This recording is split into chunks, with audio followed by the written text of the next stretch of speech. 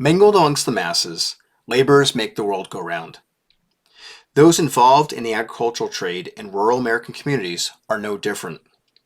They were and still are essential for sowing, reaping, and harvesting our food, tending to livestock, and maintaining farms. They are the most essential of workers. Why, then, are they so difficult to find in the archaeological record?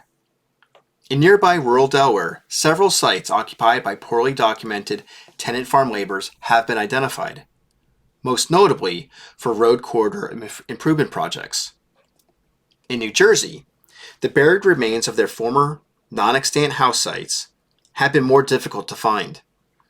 They were often ephemeral in the landscape and are frequently illustrated on 19th century maps.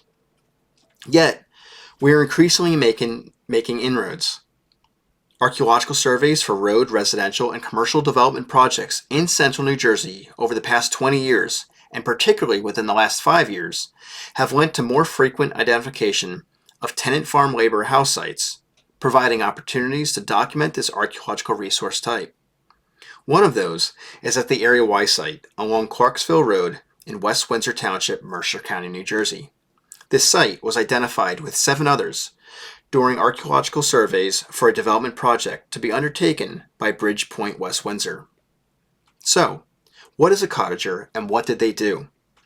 The term cottager was the traditional name given to tenant farm laborers by agriculturalist writers in the late 18th and 19th century, such as John Bordley. These individuals were often in their mid-20s to late 30s, single or married, with either one or no children. They lived in rented dwellings, often on their employer's land. As adults, they were different from their younger farm laborer counterparts who resided in their employers' homes. Following the increased push among Quakers and Methodists in New Jersey to manumit enslaved laborers in the 1770s, and later, after the 1804 Gradual Emancipation Act required New Jersey enslavers to manumit women and men born into enslavement after that date upon reaching a certain age, New Jersey farmers needed to ensure a dedicated labor force to work their lands. Such a labor force required housing and pay. Mid-19th century agricultural magazines preached that a well-managed farm should operate like a small business, requiring several year-round laborers to maintain and improve its condition. Increased temporary labor was necessary during the planting and harvest season from April to August. Off-season, cottagers could work in other trades for different employers, but continued to pay rent for the houses that they leased, giving farmers the ability to accrue year-round income. The farm labor system offered farmers a steady wage labor force while providing the landless poor and middling classes with work, wages, and a residence. Writing in 1801, John Bordley recommended that yeomen erect, quote, a very small confined house called a cottage, end quote, on their farms within or near the farmstead complex, or on outlying parcels to house additional wage labor needed. Bordley suggested that cottages measure no more than 12 by 16 feet in plan and not greater than 2 stories high. The cottage depicted in the slide, illustrated by Bordley, more closely resembles that of a British-style rather than American-style cottage. Later, mid-19th century agricultural magazines advocated that a cheap and comfortable laborer's cottage should measure 16 by 22 feet in plan, with an 8-foot wide lean-to projecting 4 feet from the building's rear edge. Such dwellings would have cost $200 to $250 to construct at mid-century. Bordley also suggested that a small garden plot be allocated for use by the cottager for subsistence farming, and warned yeomen not to grant the cottager an inch of ground to cultivate for profitable agricultural purposes, which, quote, might tend to draw the cottager from the farmer's business to attend to an enlarged employment of his own, end quote. Cottagers' work contracts were usually for 1 year, but they certainly could be longer. Historical evidence reveals that the Area Y site was always intended to be used as a cottager's house and was short-lived, occupied between 1835 and 1850. The site appears to have been developed by Richard Stockton Field and his wife, Mary of Princeton. Richard was a noteworthy lawyer who served as the New Jersey Attorney General from 1838 to 1841 and was later a United States Senator. Field's property represented an investment only. In 1842, the Fields sold the property to John and Catherine Carter. The Carters later transferred it to Peter Sharp, depicted on this slide, in 1849, who retained it for 20 years. Information on the 1835 to 1839 occupants could not be found in the census records. In 1840, Charles Brister, also spelled Bristol, a 25-year-old black farm laborer, his 20-year-old wife, Eliza, also spelled Eliza, and a female child resided at the Area Y site.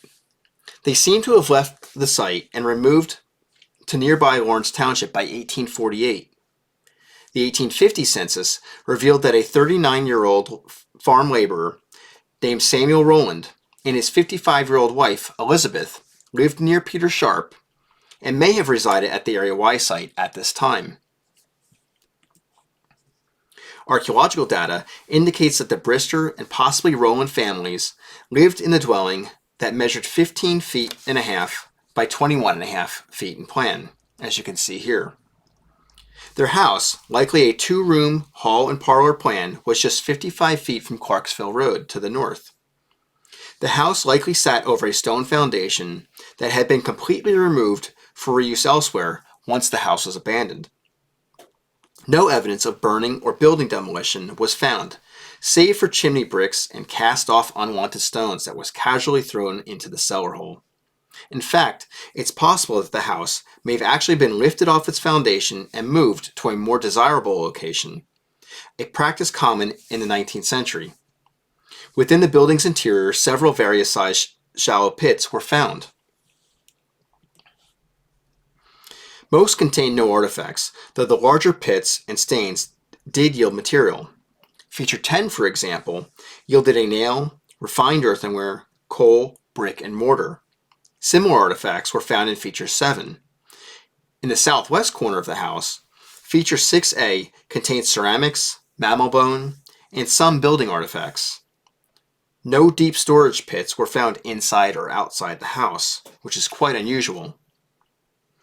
The fill used to cap the cellar contained 2,887 artifacts from sample deposits. These likely represent nearby yard artifacts and deposits that were cast inside the cavity to level the grade and yielded a straight pin, tobacco pipe stems, vessel glass, ceramic fragments, clamshell, and building material, most of which was brick, possibly from the chimney. The lowest deposit in the cellar may represent the cellar floor. Artifacts recovered include nails, brick, window glass, a button and seed bead, clamshell, mammal bone, and ceramic. During building removal, evidence was found to suggest that the workers had a clam bake on the last day and discarded a large quantity of clamshells within the southwest footprint of the house. The midden contained some redware vessel fragments and the remains of 459 individual clams. Just 30 feet from the house, in the rear yard, was a stone-lined well that was largely filled with discarded boulders, probably representing the former above-grade portion of the well. Notably few artifacts were found in the rock-filled well shaft. Unlike Bordley's example, the Area Y site contained no evidence of outbuildings of any sort. Just one stain from a single post was found near the house, possibly representing a fence post. Excavations in the area around the home strongly suggest that the occupants kept a well-maintained yard space, possibly sweeping the ground surface to prevent food and domestic waste from accumulating. This practice of yard sweeping has been found and recorded at other Black-occupied sites. But Orr and Barton document the practice at 19th century white working-class households as well. In fact, the yard area around the house contained notably low quantities of refuse, and no evidence of trash-filled refuse pits were found. Were all Cottagers sites similar to that of the Area Y site? Certainly not. The Area Y site yielded 6,907 artifacts, after sampling almost 14% of the site, or about 2,300 square feet. In nearby Princeton, The Paul Tulane site, occupied by Irish immigrant farm workers from the 1820s to the 1850s, yielded almost 15,000 artifacts after excavating a 10% sample, or just 605 square feet. If the same square footage was dug at the Tulane site as that was dug at the Area Y site, the Tulane site would have yielded an estimated 57,000 artifacts. So, to put it bluntly, what gives? Why so few artifacts at the Area Y site? The data suggests that cottagers did not necessarily follow distinct patterns or trends in Mercer County. The Area Y site suggests yard sweeping was conducted. No evidence of yard sweeping was found at the Tulane site. We know that among the occupants of the Area Y site, there were a New Jersey-born black family, though their religious affiliation remains unclear. Were they perhaps Methodists or even Quakers? And if so, did their faith influence their use of space or material culture, as might be expected based on the Methodist Code of Conduct documented in the Book of Discipline?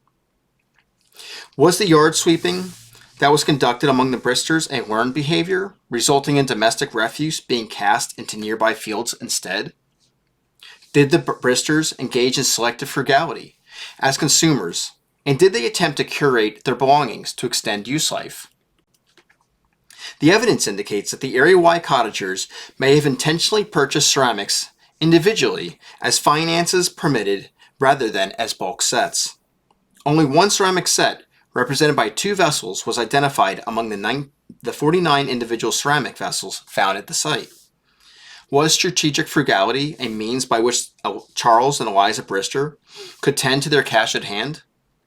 Certainly, accruing a savings was a means of self-reliance in an environment where Black Americans faced great difficulty in securing personal, business, and housing loans from white community members, as reported by James Still, a Black herbalist in Medford Township, Burlington County, New Jersey, in his 1877 memoir.